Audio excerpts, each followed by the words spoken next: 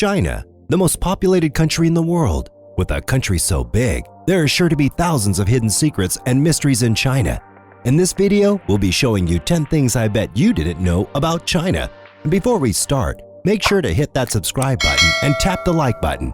Sometimes, people from a country don't even know facts about their own country. So make sure to stay tuned to see if you knew everything on here already, or if you want to learn the weirdest facts about China.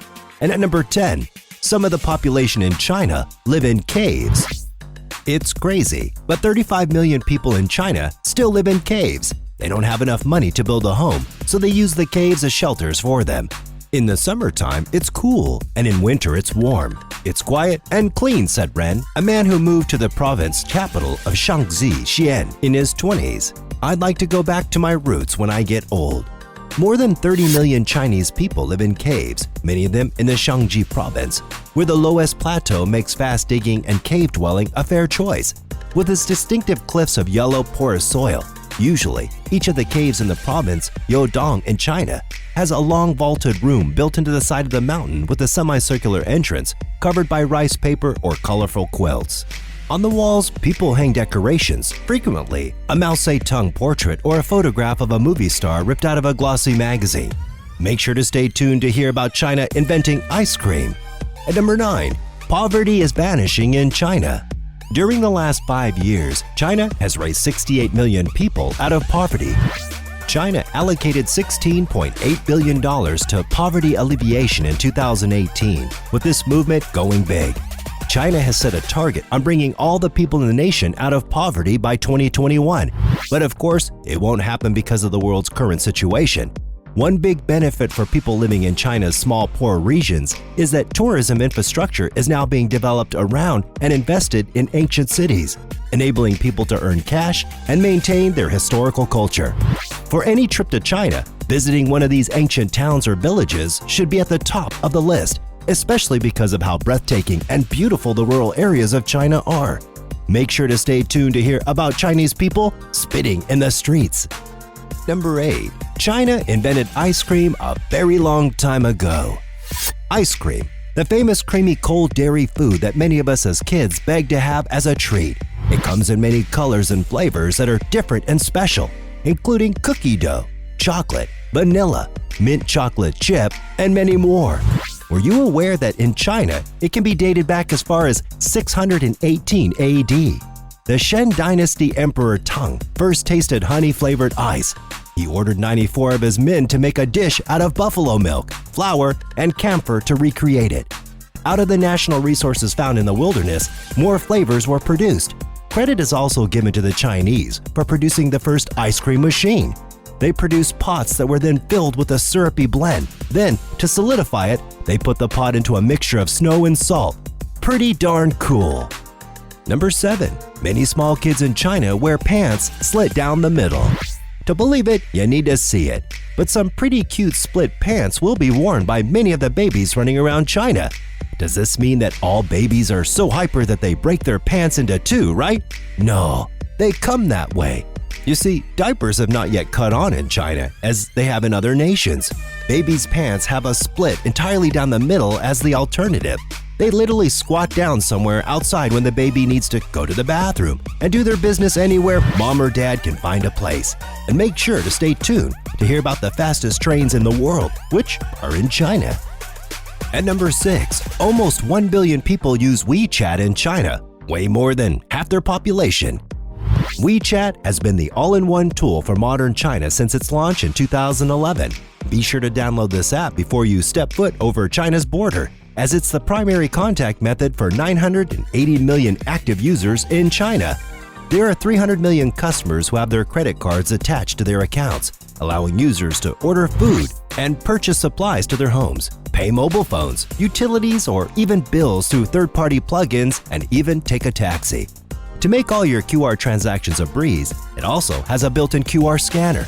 According to the data analytics company Apptopia, WeChat users spent an average of 432.6 million hours on the app over the previous 90 days, more than double the average time spent on Instagram. The little green app is for something more than just talking. After all, it's a big part of life in China every day. Number 5. Spitting on the streets is a regular thing. We're not meaning this in a bad way, it's just that spitting everywhere is kinda normal in parts of China. The unofficial anthem of the streets in China is the sounds of ferocious hacking and expertly aimed spit. It seems like everybody here is on board with spitting, everywhere, almost all of the time, whether it's either a countrywide habit or has any kind of historical or scientific roots.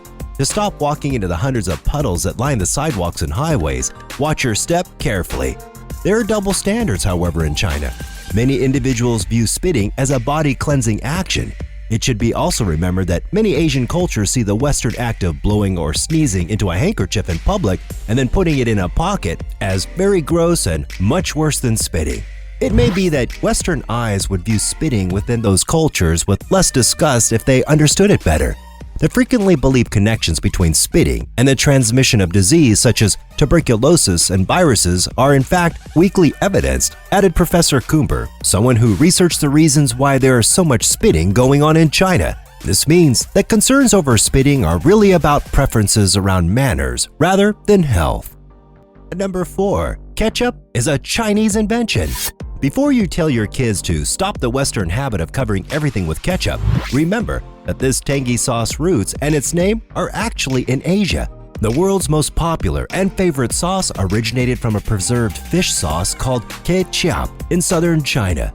Tomatoes only entered the recipe in the 19th century. The sugar was added by Americans. Fish sauce made from salted, fermented anchovies was the first ketchup since about 300 BC. Fermented meat or fish sauces have existed in China. Demand for fish pastries in the country fell dramatically by 100 BC, and fermented bean products began as a major trading commodity. But not elsewhere. Food scientists historically divide East Asia into two distinct bean-fish isogloss separated seasoning regions. Southeast Asia, mainly using fermented fish, and Northeast Asia, mainly using fermented beans. And stay tuned to the end to find out about strangers sharing meals in China. And at number 3, China has the fastest trains in the world.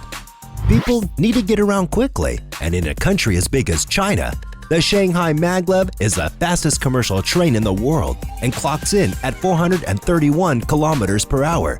So, when you're in Beijing, the capital of China, you can fly to the shining city of Shanghai in about 4.5 hours on one of these bullet trains.